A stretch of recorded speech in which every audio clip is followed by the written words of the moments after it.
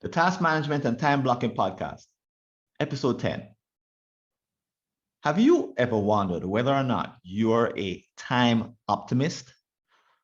So you're someone who uses time blocking as a regular technique. You put tasks in your calendar so that you can make realistic commitments. But do you still run into the problem of time optimism, where you're allocating time, but things take far longer than you thought? This creates a ripple effect that affects everything you try to do. How do you even tackle a problem that afflicts almost everyone, even those who don't use a calendar at all? Tune into this episode to listen to me and my special guest, Trevor Lohrbeer, as we solve this challenging problem together. Welcome to the Task Management and Time Blocking Podcast.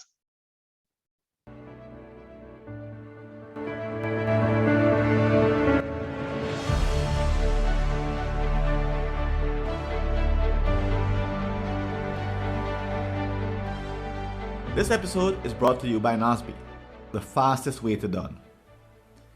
Nosby is an all-in-one tool for effective task and project management for individual users and teams. It organizes your work with simplicity so that you can focus on getting stuff done. Nosby is free for up to 5 active projects and 5 people in a team, so there's no excuse to wait. And the premium plan with unlimited projects starts with only $19 a month. Set it up in 3 easy steps and watch your projects move forward. So thanks to Nosby for sponsoring this episode of the Task Management and Time Blocking Podcast. And I'm going to tell you, I'm not just reading a promo spot. I've used Nosby. I actually used them for about a month. Still using them, but started about a month and a half ago to interact with the folks from the company as they were sponsoring the Task Management and Time Blocking Summit. And it's the best software I've ever used to communicate task and project information back and forth, mostly focused around the tasks that you need to do. Strongly recommend it. That's Nosby. Find out more, go to www.nosby.com. Welcome back. And if you're watching this on YouTube, you can see that I have a special guest, Trevor Lohrbeer, who has joined us. I'm going to introduce Trevor in just a moment. And before I do that, let me just remind you, if this is your first time listening to this particular podcast, is that it's a little bit different from the others that kind of are kicking around out there. Why? Well, because we are looking to solve a problem, a challenge that people in the world of task management or time blocking frequently come across or have. So we spend the first time part of the episode actually defining the problem, kicking it around, looking at why it exists, what are some of the knock-on effects, why it's hard to solve, all the ramifications of the issue at hand. Then we switch gears and we go into solutions, the two of us. And it's a joint problem solving, a joint brainstorming session in which we're trying to find, believe it or not, something that neither of us knew before the conversation started, something brand new. And if that something brand new happens and comes about, you're going to hear this sound, a bell, which means that we found something. Yeah, it's like finding gold, right? So if we don't uncover anything, it's nothing bad, nothing wrong, but you'll hear a buzzer at the very end, which means that we had a great time, had a great conversation. You probably got something from it, and we didn't happen to come across anything brand new. Nothing wrong with that. So let's start off with a story. A month or so before the Smith project wraps up, your client gives you a call. Can you start working on the new King project right away, like next Monday? It's the fixed bid, so the dollars are already set, and we're going to be using a brand new technology that no one has ever used before. New stuff. You pause.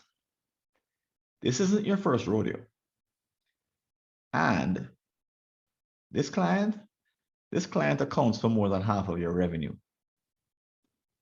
But in the back of your mind, you know that your current workload is just about full. You're about to say yes when you remember, the reason I'm not available is that the Smith project is actually taking me 6 weeks longer than I thought. And I'm losing money on it as a result, like half my rate. So I'm working on the Smith project basically half time for free and half time being paid. So you say to your client, can I sleep on it? And he says, sure, but listen, I need to know by tomorrow. Why? My back is against the wall. My boss, he's all over me and he needs an answer. And we have to get someone in to help us out. So the story sounds familiar.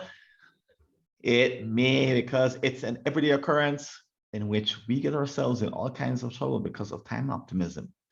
So let me introduce Trevor. He's the founder of The Optimizer. It's a web app that helps freelancers and entrepreneurs create a daily plan that reflects their priorities using guided workflows designed around neuroscience principles.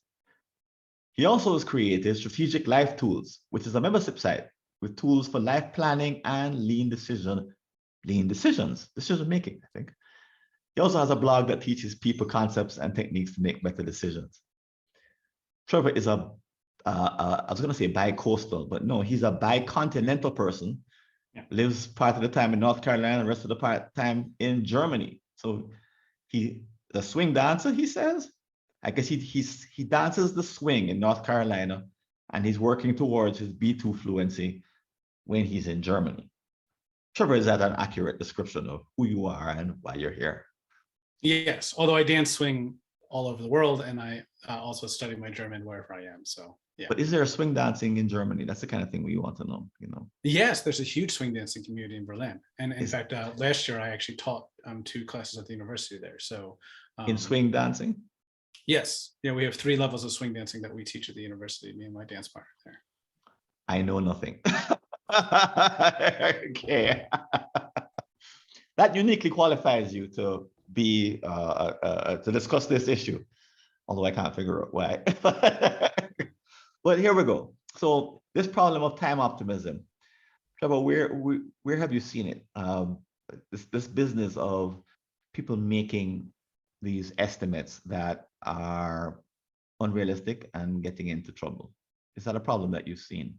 I'm going to ask our guests, you should really think about this as we're talking about it. So I invite you as a guest to ask yourself, where have I given estimates that were way too optimistic that got me into trouble? Or where have I been on the receiving end? Or where have I heard an over-optimistic estimate? And all I did was kind of smile and wave because I didn't want to confront the estimator. But Trevor, have you seen this problem? Yes, I mean, I would say the problem exists in at least 2 different forms. The way you were just talking about it is the problem with explicit estimates, which is a problem of estimation. Is I'm not good at estimating things.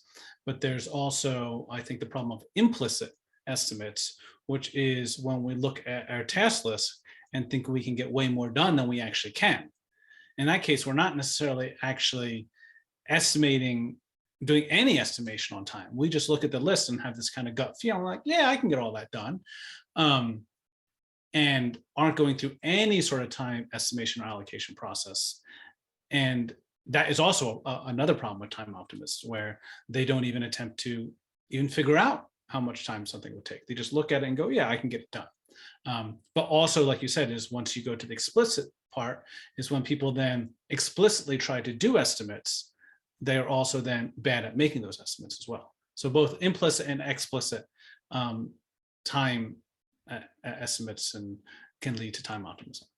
So we have 2 versions of the problem: the gut feeling version and the thinking person's version. Yeah. Now there is some research though that indicates, I think, Thinking Fast and Slow, if I'm not mistaken, that talks about estimates, and I think one of the authors talks about some research or a book that they wanted to write, or conference they wanted to put on. Anyway, they thought it was going to take a year and it took 5 years.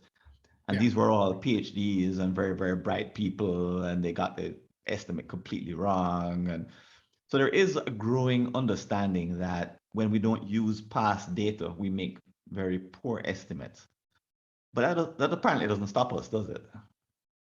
No, I mean, past data is only useful to the degree that it's applicable to the future. And as the financial prospectuses are always repeating, is past performance is no indication of future returns. So like what has happened in the past only works if there is a reason that is going to be strongly correlated with the future. And often it's not. The phrase "the devil's in the details" exists for a reason, is that those details often will throw off those correlations to where the past is no longer predictive of the future. Right. So we have an especially difficult case, but at the same time, I imagine that there are those people who say that everything I'm doing is unique, that I can never use data. So I won't even bother to collect it. So that probably is one of the reasons why the problem persists, is that people don't even bother to collect the data in the first place, no? Yes and no. I think there's categories of problems where you can collect the data and the data can be accurate. And there's categories of problems where even if you collect the data, it's not going to be accurate, right? And I think one of the about the second one in particular. Well, I think one of the distinctions that help you determine which category you're in is how often you've done the task before in the past, right? So like how often you yourself have done the task, or whoever's going to be doing the task before has done it in the past, mm-hmm. what the variance of that in the past has been, right? Mm-hmm. What is the potential for unknowns or uncertainties in the task? Mm-hmm. You know, and then what is does the task have a defined scope or not? Mm-hmm. So mm-hmm.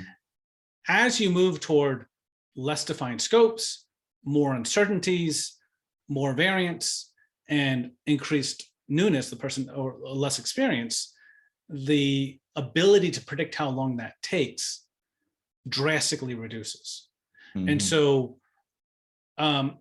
we try to apply, I think, too often the lessons from areas where all those things are quite known. It's a clear mm-hmm. scope. I've mm-hmm. done it all the time, low variance, to mm-hmm. areas where that's not true. Mm-hmm. Like and that's where like the case in the story. But another good example, so many construction projects go over budget, and you wonder, why do they go over budget when mm-hmm. these firms have been doing construction all the time? Well, if you're building a template house, and you've got the same blueprint, and say you're building like Levittown or some sort of like community where every house is exactly the same. Exactly the same. Mm-hmm. Then you should get pretty accurate after the third or fourth house on how mm-hmm. long it takes to build the house. It's mm-hmm. the same house. There's not too many details. Yeah, the lumber might differ a little bit, but you're going to have a very tight variance. It's a tight scope. When the house is done, mm-hmm. right? There's shouldn't be too many unknowns. Mm-hmm. And you're using the same construction team, so you actually get like more efficient over time. So your estimates mm-hmm. actually, you probably come in under budget, hopefully, as you improve. But however, if you are the same builder and what you're doing is you're building completely different houses, and mm-hmm. and clients are coming to you with the blueprints of a house that they had an architect do, and mm-hmm. there's different architects now. There's different clients who have different needs. So everything is completely new every single time. Well, yeah, certain things are going to be the same, like maybe the way you lay the foundation, or the way you put lumber together is the same.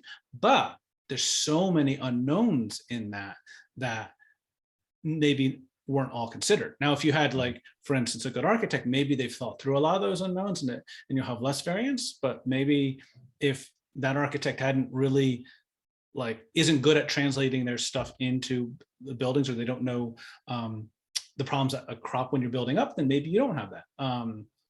So there you can have a lot of different variants. And I think that's what happens. Again, like I'm using the building example because that happens all over the place, where people, projects come in over budget for buildings, but it happens in IT projects. It happens in personal projects, all over the place. Even people who are super professional at estimating can run into these issues because they are applying the lessons from those narrowly defined projects to these wild unknown projects. and these are the better cases, because the folks we're talking about here in this moment are the ones who know that they need to be doing estimating. So the chances are they have some kind of data, they have some notion of the discipline they need to be following, they have some statistical understanding of variance and other factors. So this wouldn't be news to them, in other words, if Yeah. we were to explain it to them. People who Correct. are, people who are trained in construction to any degree know these things because they've learned them, and they can also tell you horror stories of when prior projects they were on that went really, really badly. But it is the bigger challenge that even the people who are trained, there's something stronger than their training, like almost like an instinct.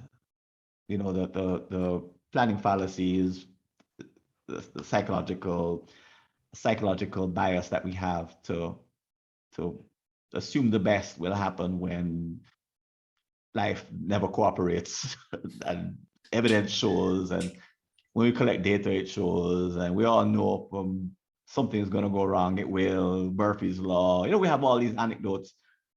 But in the heat of the moment, for example, in the story, in the heat of that moment, something overrides our more rational judgment, and we fall into the planning fallacy, and we create a mess of it. Is it just something in human? Is it something in human nature that we can't overcome, or that anyone can overcome? Because I wanted to have these stories that, planners meetings always start late because half of them arrive at the meeting late because they thought there wouldn't be any traffic.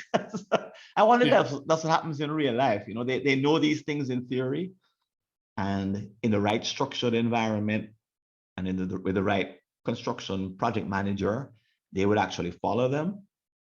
But as soon as there's an opportunity to not follow them, they don't follow them. So half of them arrive late at the meeting and say, traffic, you wouldn't believe what happened out there. Yeah. Is I there something so strong inside of us that there's just no way? I mean, should we just end the podcast because there's no solution? How bad is this? I would say that there's variance in how, I'm not a project management professional, so I can't speak to how well they do that in their personal lives either.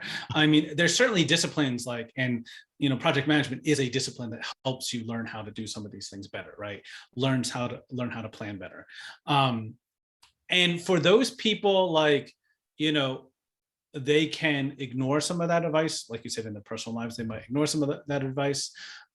There's things that they can do to get better from a project management perspective, is defining the scope a little bit more upfront, to manage their risk curve, right? So a classic thing, and especially if you're doing, again, projects that have large unknowns, is you try to tackle the largest unknowns first. One of the common mistakes that I would say a lot of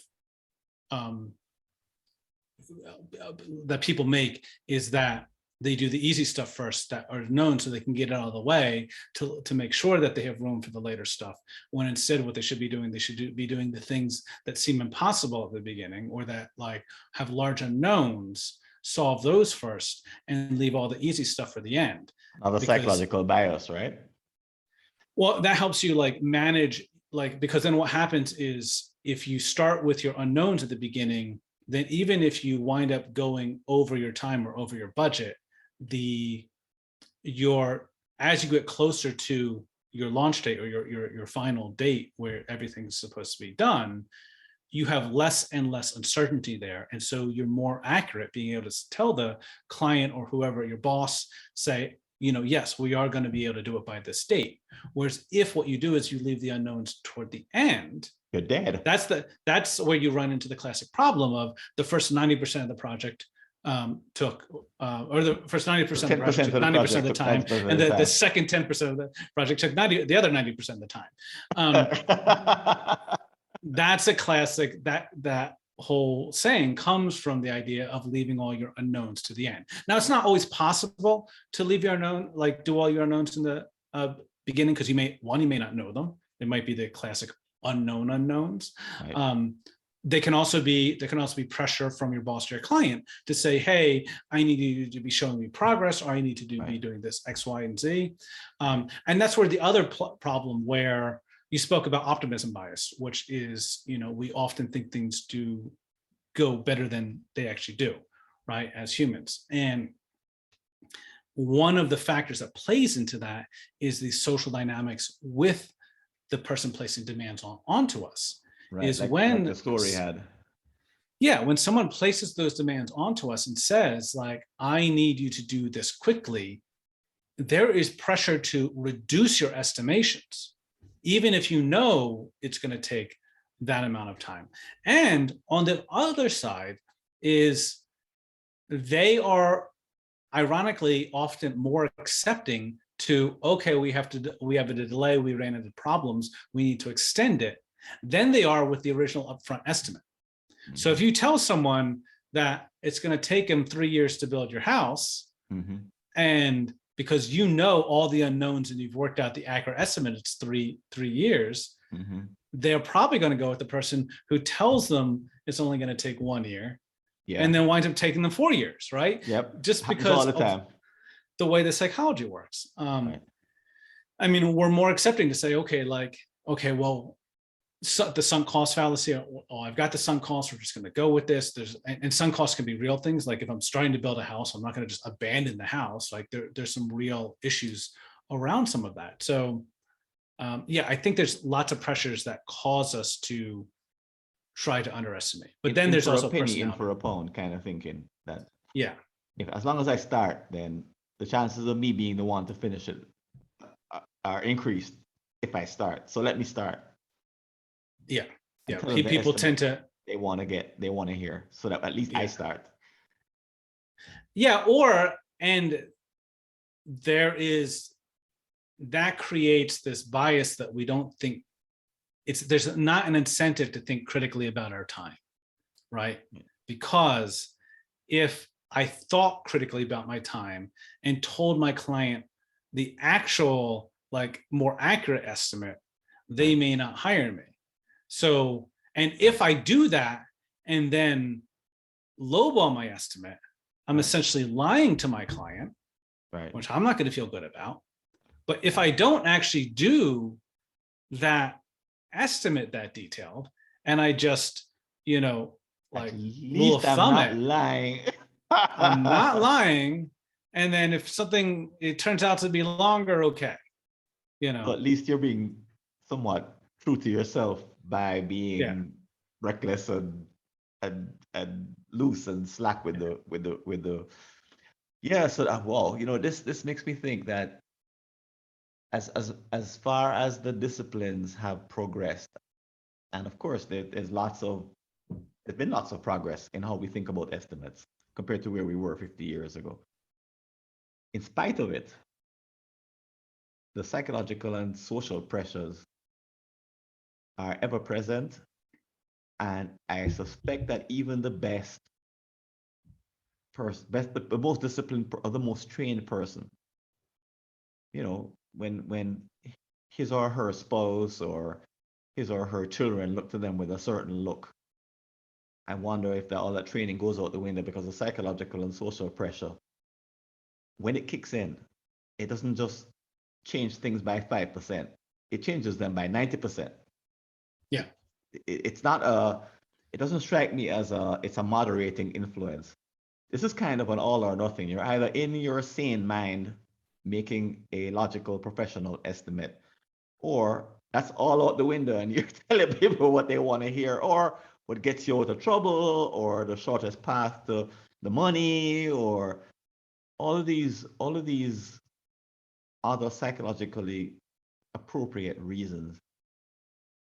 This will be interesting when we get to the solutions, but this at least explains why we keep making the same error, even though we have more information. I mean, I'm guilty of this. I've been collecting data on my time usage for 20 years, maybe more. Yeah. I have it all backed up. Do I actually use it explicitly to make estimates? Not really. I don't go back to, that's an organization problem.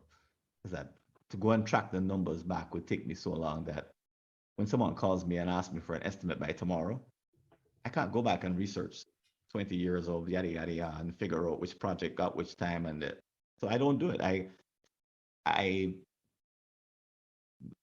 this could just be reality, but I just don't have the time to go do all of that. I use my hunch.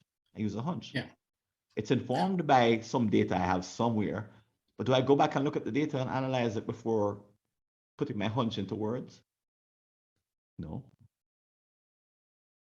And I would say that again, it depends upon what category of project or thing that you're doing on whether it's valuable to do that or not. Like if you are doing, you're right, but keep going. I mean, if you were doing the same type of project over and over again, then it is worth tracking that data, analyzing that data, and then coming up with some rules of thumb based upon your analysis on doing forward-based estimations. But like, again, if you were like, there's some people who specialize, for instance, in 5-page website designs, right? Okay. Right. 5 pages, I know exactly, it's a very fixed amount of thing. Or anyone who's doing piecework on manufacturing anything. If I make shoes, I make dresses, whatever. It's like, I should be able to get to the point where I know per piece how long it takes me. And then if someone says, I need you to make 100 pieces, you can give me a good estimate, right? Same thing with like web to site design or with certain cases of that. I have an example of a case where I have my estimation is accurate in spite of what I just said. I put out a weekly column for a newspaper. Yes. And it's due on Thursdays, every 2 weeks. And I have the process for doing so dialed in at this point.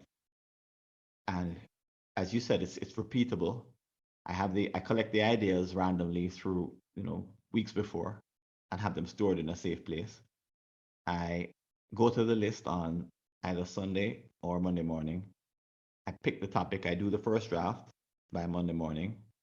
I second draft it, third draft it, fourth draft it, send it to my wife for the ultimate approval. She sends me back any corrections or anything that doesn't make any sense. I do a final, and so that is like I said, this is 10 years of doing this without a break anywhere. I haven't skipped a deadline. I haven't missed a deadline yet, but this is 10 times how many times I've done this. 10 years times how many times. That's a lot of articles. When I think about that, should have come up with something good by now, right? But it is dialed in. But the fortunate thing is that I now have it to the point where I have, maybe this is part of the where we could look for solutions. So let's flip from the problem and into the solutions for the second part of our time together. Before we do that, let me break out two different problems. Well, I want to break out the two different problems that this person is facing here. Sure.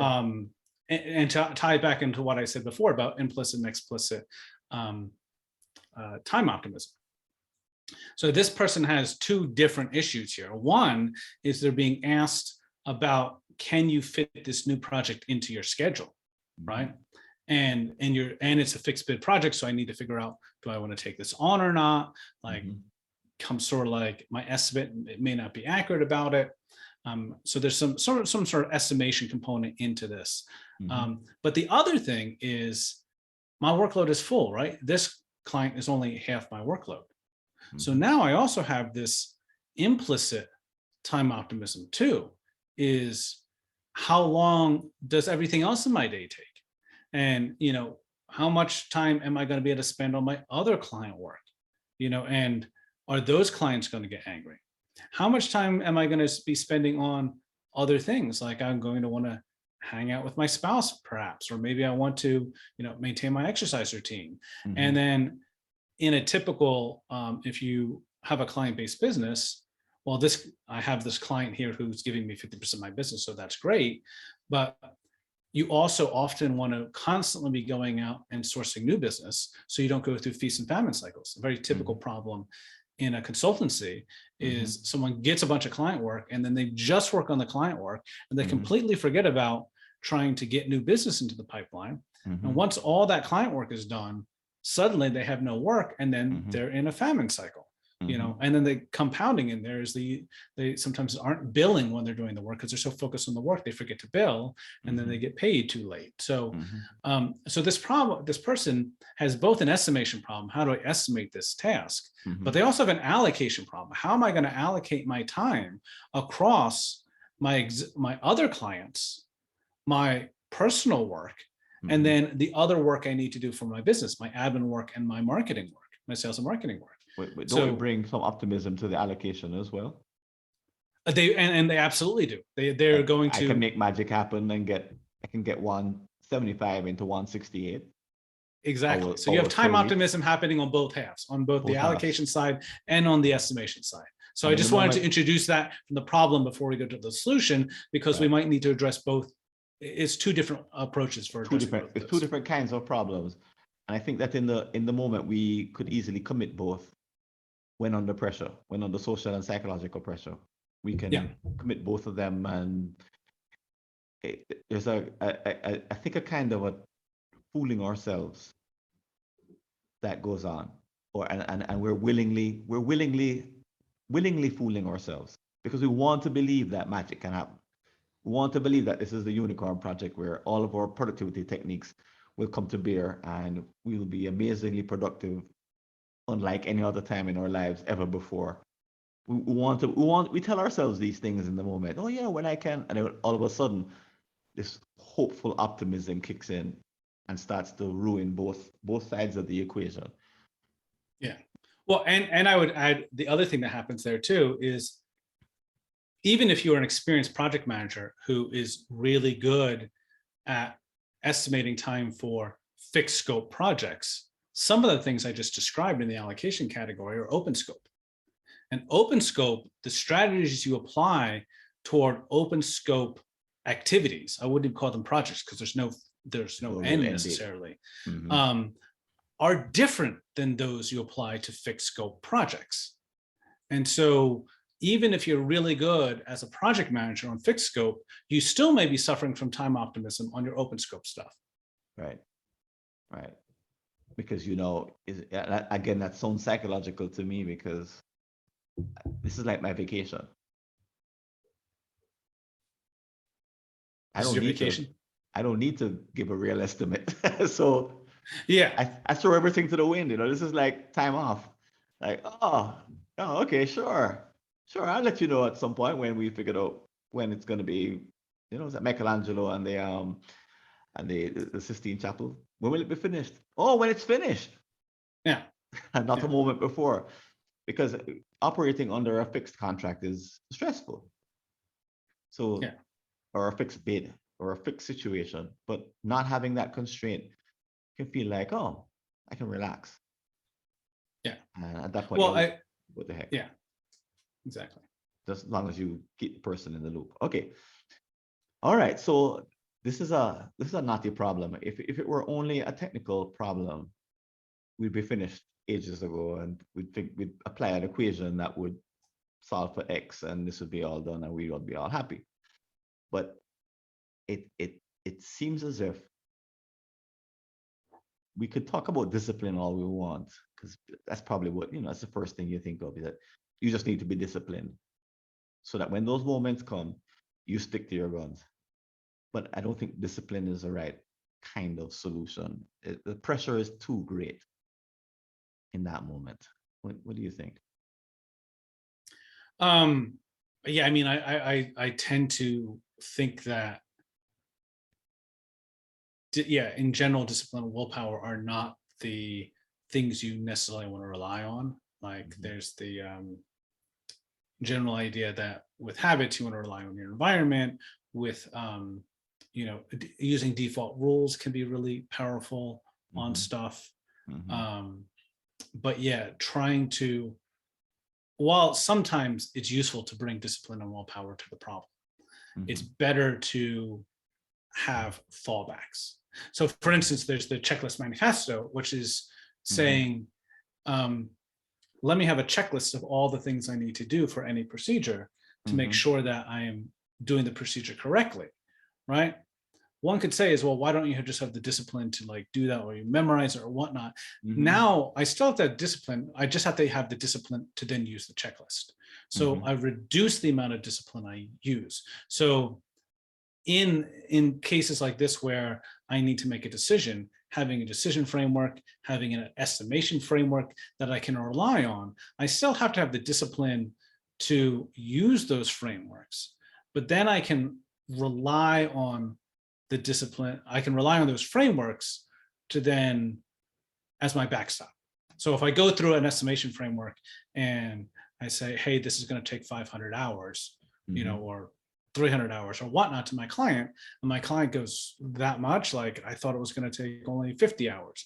And you can go, well, you know, no, I've done the analysis, right? So it creates this way to support you being disciplined in holding your ground, creating your boundaries, that sort of things. Okay, so in essence, following your checklist for doing estimates helps you win the psychological and social battle when your client or the other person to whom you're giving the estimate queries it. Correct. Yeah. If you followed your process and you trust it, you at least have some possible extra conviction. So following the checklist added to your conviction. Yes, it adds to your conviction. I'm going to ring our bell. Following our process or predefined process builds conviction. Yeah. And creating structures like you talked about before, being late to a meeting because you didn't account for traffic, right? And the other thing that we don't account for is the amount of time from when we decide to leave the house to when we're actually driving away in the car or, you know, getting on the subway, and the amount of time then it takes to get from there to actually sitting in that room for the meeting, right? Parking the car or whatever. And I call that, I have this framework called the prep, do, wrap framework. And the idea is you always have prep time and wrap time for any activity, and we don't consider that. Well, so if instead what you do is you go, okay, every activity is going to have a prep, do, wrap phase. I have this framework and I can apply that and go, okay, it's going to take me 15 minutes to drive there. Well, now I also need to apply all I have to do is apply the framework, and the framework already then says, well, then how much time are you prepping for? How much time is wrapping? So then I go, okay, 15 minutes to drive there. It's going to take me about 5 minutes to get out of the house, 5 minutes to park and get in the building. So now I'm at 25 minutes. So that might be one framework. And now I might still have to account for traffic. And so then maybe my framework for that is to, every time before I leave the house, check Google, and then add 10 minutes to what Google says, right? And the best path, add 10 minutes. Yeah, exactly. And so now we've developed a process by which we can ensure that we're at meetings on time. And this is not just for meetings, obviously, but yeah, absolutely not. Yeah. Do you recommend that you apply it to high stakes appointments like meetings first before the others? I mean, I apply it to almost every meeting I have. Is I have, like, whether I'm driving or not, like I always have a prep, do, wrap phase. I think that's critical for almost everything we do. It's useful to come into a meeting prepared, and it's useful after the meeting to take notes, figure out what your next action items are, maybe immediately do your follow-ups directly from the meeting. But there's almost always some wrap-up after the meeting as well. Doing it for conferences. A lot of people, they'll book a conference on their calendar, but they won't book the time before the conference to prepare for the conference, to see who they might want to meet, what are going to be the key things. They're not allocating enough time for that, and they don't book enough time afterwards for follow-up, for networking, for taking their notes and reviewing the notes. Knowledge that you gain from a conference and connections that you make from a conference are only valuable if you then follow up on that, if you review that knowledge, if you reach out to those people afterwards, and you work to build those relationships. So recognizing that everything has this prep phase and a wrap phase, and then allocating time for it helps you in the grander scheme be less of a time optimist when you're going to meetings, going to conferences, all that sort of thing. I doubt that anyone listening would argue with prep to wrap. I think the problem is the regular and routine application of it, because you could apply it to every single task. Yeah. But I imagine that you're saying prep to wrap is particularly valuable in cases like meetings or unknown tasks where there's a higher degree of variability. It is useful that's more useful than even. I would say, so I haven't thought about when it would be useful, but let me try to riff on when it potentially might be useful. I would say it is useful in situations where the activity you are doing has future implications. Yeah, on one is your preparation going into the activity has affects the performance of the activity itself, and then your ability to review or in some way wrap up that has implications for the future. So if you are doing something that is an isolated task that, like for instance, you don't have to prep and wrap to empty the dishwasher, right? You empty the dishwasher. When the dishwasher is empty, it's done. That does depend on your home situation, but I get the point. Potentially, yeah. But like in general, you don't have to prep and wrap to empty the dishwasher. If the tasks are going to be completed in the time you're doing it, and then once the task is done, there's no reason to review it anymore, then, like filing your taxes could kind of fall into that. You might want to do some prep work for your taxes, but like once you file your taxes, you file them in that drawer, and there's probably little wrap up. You don't need to go review it like, and a week later, and did I do my taxes right? Or whatever. However, say you're doing a project and you're working on a project, say you're writing a book and you're writing a chapter, and what your idea is to write 1,000 words a day. It can be helpful to have a prep and a wrap phase in there. In the prep phase, what you're doing is you are loading what you did in previous days into your brain and figuring out what you want to spend your time on. Then you start writing. And in the wrap phase, what you want to do is you want to record where you are in that process. Get down all your thoughts about what to do the next day. So that way, what you're doing is you're linking each of those together. Each time you sit down to write, you're linking it. You're taking it from the link from the past and then linking it to the future at the end. And so that prep do wrap phase creates this link that helps you build momentum through that.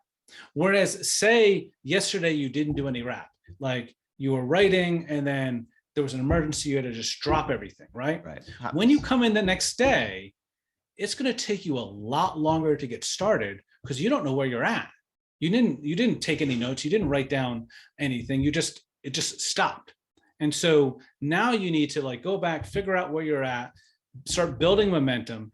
And so your efficiency that day and your momentum that day is a lot lower than if you have a prep and a wrap phase. So it sounds like it's the future is about dependency. Yes. Yeah. You could say it's about dependencies. If there's a dependency, if what I'm doing has a dependency on the future, then I should try to have a wrap phase on that. Because of that ripple effect that I mentioned at the very beginning, that if you get the first part wrong and don't correct it, you'll get the second part wrong, third part wrong, and then it'll all be downhill from there. Yeah, well, there's two things. There's ripple effects, and then there's momentum. So you can think of it as speed and direction. If your direction is off even by a few degrees, say you're boating and your direction's off by a few degrees, a little bit later you're only a little bit apart. But if you let that keep going, you just drift farther and farther apart. So even small variances in how off alignment you are can cause huge variances over time. And then the second thing is the speed component, which I mentioned, which is like, are you starting, stopping, starting, stopping, starting, stopping, or are you moving at a constant speed or even accelerating because you're building on what you're doing each day? So those are like two different ways to think about it, but both of them relate to how do I move from this spot to this spot somewhere ahead of me. Just to where we started along this thread, Prepwrap helps you deal with dependent sequences of tasks, or in other words, processes that extend into the future. And if you don't do your Prepwrap, be prepared to pay for it in terms of speed and momentum. Yes. Okay. All right. That's a bell. Yeah. All right. That's the one. That's one. Okay. The second one I asked was, how about the variability? Do you do Prepwrap when you get that this is a novel kind of situation? You have limited data to go with, you have very little experience. Do you spend more time prepping and more time wrapping up? And do you build that time in? Well, I don't. I like to rush off to the next thing as soon as something is even, if it smells like it's finished. yeah. I have that whatever profile that is in Myers-Briggs. I'm a J, and once things start to smell finished, I'm on to the next one. I'm thinking of what I'm doing next. I'm done. I'm already done. My mind are already gone. I might be Even if here, it's but not, my mind is gone. even if it's not actually done. Yeah, especially when that's the finishing it up is like the boring part, and wrapping up is like, kill me first. I'd rather go seek the thrill of the next thing rather than wrap anything up. That's You're like a novelty seeker. Default way of, yes. Yeah. Confession. Yeah. So Prepwrap would be particularly important for me in those cases where I'm about to tackle a project where I don't know how long it's going to take, is what I'm gathering. Yes. Well, so so this goes back into the project management side, and let's go and talk real briefly about the two different things that I talked about, open scope versus fixed scope. So like, if I have a project and I'm doing fixed scope, it does, I believe it does. And again, qualification is I'm not a professional project manager. So they have a whole bunch of tools at their tool set that are much more effective than I'm going to be able to present. But in my conception is that what you want to do at the beginning is try to identify your potential unknowns as much as possible, or at least the areas where those unknowns may hide. So you want to avoid, opening a box and it being a can of worms, and now suddenly you're deep within this issue. That's not always possible, but to the degree that you can think that through, that is useful. I am a big fan of explicitly, yeah, right, because I think there's an intuitive way to do what you said. The problem is that you may not do all of it. You may not remember sometimes. You may decide this time I'm on a wing it. For various reasons, you might want to skip that. Well, and I think it's also important, particularly for unknowns, to write down everything that you think you know, and then take a step back and come back to it and say, what are the gaps? Or there's another example. What is it? I'm going to forget his name. Is it Feynman, or a method for learning things and to really know that you know it is to write down everything you know about a topic and then try to explain it to someone who knows nothing about that topic, or try to explain it to like like a 6-year-old, right? Heard of that, yeah. And then every time someone asks you a question you can't answer, write that down, then go research those answers, try again, and until you can have a very simplified example that you can teach to someone, you haven't truly learned it. But you can use a similar process for project planning, is where you write down everything you think you know about the project, right? And how you think it's going to play out. And then you go and you explain that to someone else.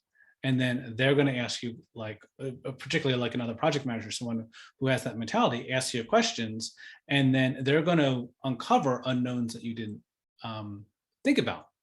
Or there's the pre-mortem strategy, right? Which is where I go 6 months in the future or whatever and say, the project failed, why did it fail? And then you work backwards to find out why it failed, and then that uncovers unknowns. So there's lots of different strategies for uncovering those unknowns, but taking the time to uncover those unknowns, especially for important projects. For unimportant projects, not so much, but for important projects, taking the time up front to uncover where the unknowns might be is really useful, because that lets you then start figuring out how to even approach estimating time. It triggers you. It triggers your decision to use Prepwrap, because I won't do Prepwrap for when I'm brushing my teeth, because there's not a lot of there's some dependency on going to the dentist, but there's not immediate dependency, and also there's a whole lot of knowns. I can't think of an unknown that happens when I brush my teeth. So in that case, I wouldn't trigger the use of Prepwrap. But in the opposite extreme, where either of those two are present and the number of unknowns is high, well, how do you know the number of unknowns is high before you actually make that list? Because you can't make a list for everything and say, okay, I'm going to comb my hair. How many are the unknowns in combing my hair? You'll die by paralysis if you try to apply this to everything. So I've got one shortcut. This isn't like totally accurate, but my way of looking at, let me take a step back. So I believe effective project management more effective when you use multi-point estimates instead of single point estimates. And what I mean by that is that what most people do is they say this subtask of my project is going to take 2 hours or 4 hours. They give it a single estimate, right? It is better, in my opinion, to say best case, worst case. You could even do what's called three-point average distribution, which is best case, worst case, expected case, right? Normal curve. If you get there's a great project management software called Liquid Planner that actually lets you have a whole series of tasks with dependencies, all with multi-point estimates, and then will tell you this is your 95% probable finish date, here's your 98%, 99% probable finish dates based upon combining all those probabilities. We need some of those on a daily basis, like at our fingertips. Yeah, but then the question becomes is, how do you figure out like what your best case, worst case should be, right? And what I am a big fan of is creating categories of tasks that tell you in general how risky those tasks are. So I just pulled up an old article I wrote about this. And here in this case, I have 7 different categories that I would classify a task under. So going and starting at the least risky is routine tasks. Things I do regularly, they have fixed endpoint, few unknowns, low variance. Exercise, taking a shower, all those things. Then we have chores, which are just a one-off task. They usually have a fixed endpoint, few unknowns, low to medium variance. So the example there is buying a new shirt or calling to cancel a service. Probably not going to have too much variance. Then you have remixing, where I take an existing creation and I reconfigure it. So like editing a document, improving a business practice, updating a marketing campaign, right? The scope is the same, but the contents are reordered in some way. Yeah, reorganized. The scope may not be completely fixed because I may not know exactly when I'm done. Maybe I'm going to have a gut feel for when I'm done. So maybe I time box that a little bit and say I'm only going to spend an hour editing this document. So I can create a time-based scope if I want to. But they tend to have low to medium variance, unless you get into this perfectionist spiral. Some people get into a perfectionist spiral where they then just keep going down the rabbit hole of spending hours and hours trying to get something absolutely perfect, there's a whole nother strategy for that. But then that can create variance. But in general, remixing tend not to have a variance. Research things, this is where I'm trying to gather information about a topic.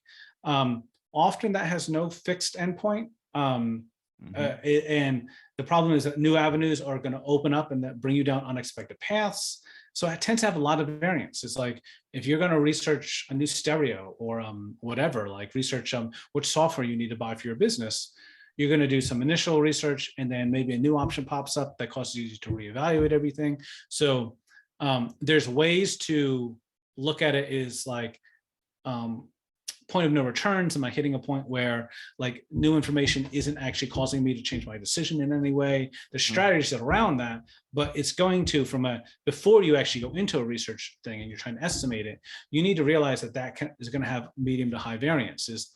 You might think it's going to take an hour, but it could easily take 5-10 hours to research. So there's a lot of variance. Implementation, that's where you have a plan already made and you need to make it happen. So that it's going to have a fixed endpoint. But there's often some surprises along the way. Again, if you got the blueprints for the house, but when the lumber comes, maybe the lumber's warped and you have to deal with that. So there's going to be some medium variance there. We've got creation, where I'm developing something new, but it's similar to something someone else has done in the past. So, it's a bit of a mimicry. Yeah, like I'm going to write a book. Okay, people have written books in the past. I can read advice on how to write a book, or I'm going to build a software product, whatever. The specifics might be different, but the general process has been the same. But that's going to have medium to high variance. And then the one that has extremely high variance is invention. And that's where I'm going to create something new that no one has ever done before, right? Like I'm going to cure cancer, or I'm going to like whatever, right? I'm going to do something that no one has ever done before. There's no roadmap for that. There's no endpoint for that. There's, or there might be an endpoint, but there's like the way you approach that kind of task is completely different than the others because there's so many unknowns and because there's so high variance. So what I do is I first say like, what type of task? And people can come up with their own categories, but having categories of like, what type of task is this? This then tells me the variance. And there's the old standard project manager multiplier is you take whatever time estimate someone gives you and multiply it by 3. And that's what I give to my client, right?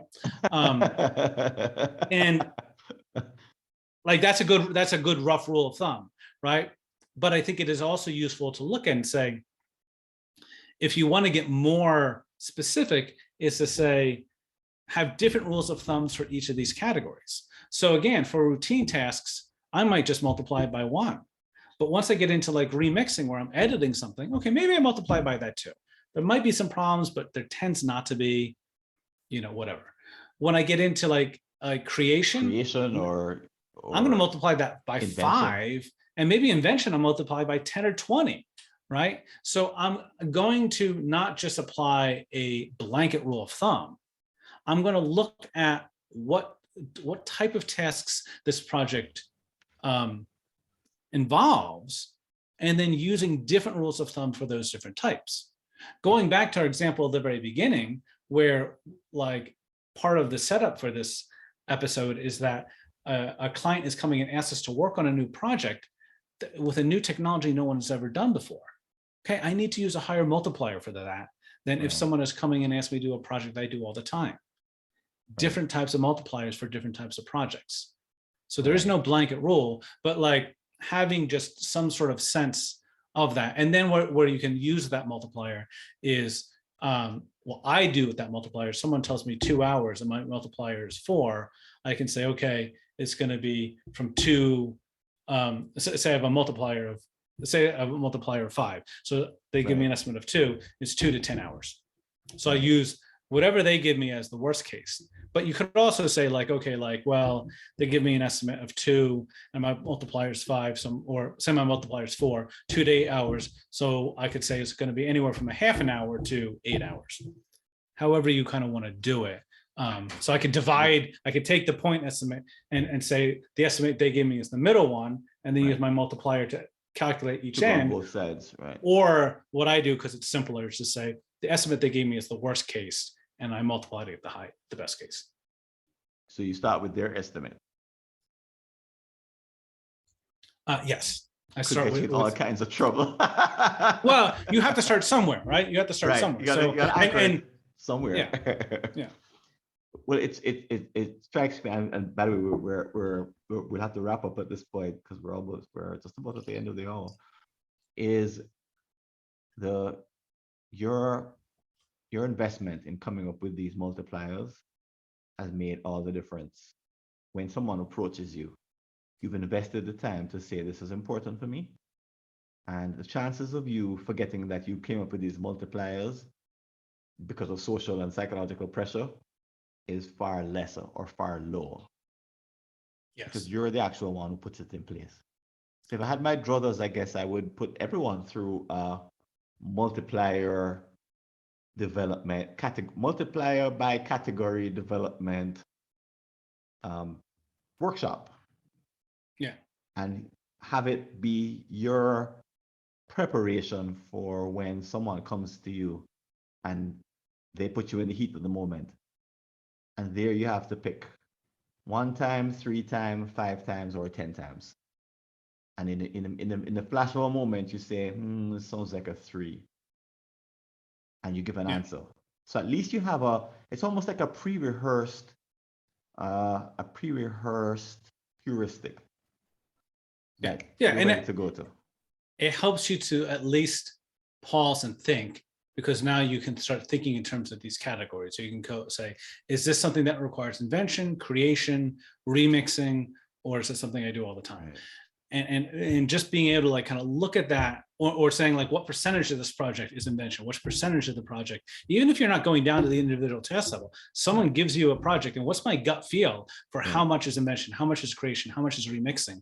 Right. And then I can use that to kind of just gut feel my stuff. But now I'm at least recognizing the characteristics that make one project different from another project that might mean my task estimations, or again, at the beginning of the episode, we said the past does not always predict the future. So why does it not? And one of the reasons it does not is because the mix of these different types of tasks from project to project is different. And so my number of unknowns is different. I really like this. It gives you a practical step to perform right in that moment. And you can be very clear about the cost if you decide not to do it. And it's something you could practice doing, because in a workshop setting, you could throw people different projects, theoretical projects, and say, all right, what's your blend for this project? What's your blend for that project? What's your blend for this one? You're under pressure. Here's a role play. What's your answer? And actually start to give the person some practice. And so when the time comes and they're actually on the court and the ball is being served to them, metaphorical ball is being served to them, they don't just freeze. Yeah. They go back to Trevor's advice. Speaking of advice, Trevor, where can people get more of your insights and wisdom and spend some time with you? Yeah, so people can find me at dayoptimizer.com, which is a time management web app for solopreneurs to help them better plan their day. And that is a lot more focused on the part of the episode we didn't talk in this episode, which is how do I allocate my time and take the amount of time in my day and figure out how much time I'm going to spend on my multiple competing priorities. I think that's our next call. Yeah, that's a whole separate episode. Right. We did estimation in this one, and we'll do allocation in the next one. Exactly. So yeah, that's the best place for them to find me. I also have a website called Strategic Life Tools where people can find, it's now free. You're just free to join, and you get different tools for building life plans. And then again, Lean Decisions, where I'm applying the same sort of stuff that we talked today about creating different categories of decisions, so you know which type of decision you're making, so you can figure out what is the best way to make that type of decision. Great, fantastic. Trevor Lohrbeer, thanks for joining me here on the Task Management and Time Blocking Podcast. It sounds like we've already booked the time for you to come back, so until we hear from you later. Yes, thank you so much. Great. So guys, keep listening. There's a little bit more coming up after the music that's coming up, and we'll wrap up this episode, and keep listening.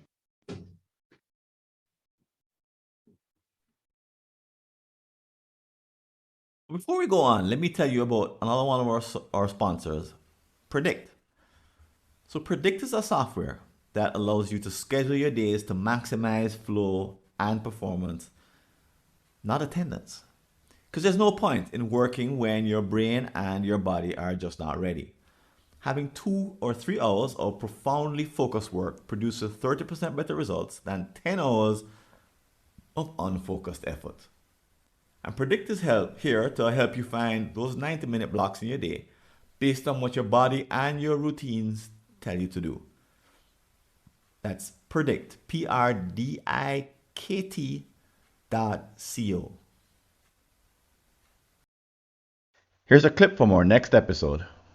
So you're someone who loves to focus on what is important in each moment. In fact, there may be few things more cherished than being in the flow state when you're getting your best work done. As it's happening, time flies by and sometimes you even feel euphoric, proud of what you're accomplishing. But too much of a good thing is never good. And if you have ever missed a midday meal because you're engrossed in your work, you may know that sometimes you need a reminder or an interruption at just the right moment. They're helpful, they keep you on track, and they prevent you from making mistakes. But how do you program these interruptions or reminders into your life? In this solo episode, I'll be sharing my thinking about this particular problem and what needs to be invented for us to get some permanent relief. And if you want to leave a comment about this episode or any aspect of the work that we're doing here at the Task Management and Time Blocking Podcast, you can go over to www.replytofrancis.info and send me either a message by text or send me a voice message, a voice note. And as you probably know, we have a couple of places that you can interact with other people, talk about this episode. One is at the community, mightytaskers.scheduleu.org, and you'll see the link in the show notes. And the other, of course, is our upcoming Task Management and Time Blocking Summit coming up in March. 2 outstanding opportunities to interact with other people about the ideas that you've heard on this podcast or any of our episodes that are coming up. And if you'd like to support the work we're doing, I invite you to click on the Patreon link below to make a donation. And please don't forget to like our show and recommend it to others on iTunes, Stitcher, Google, or whatever podcast app or service you're using. This is Francis Wade. I'm signing out.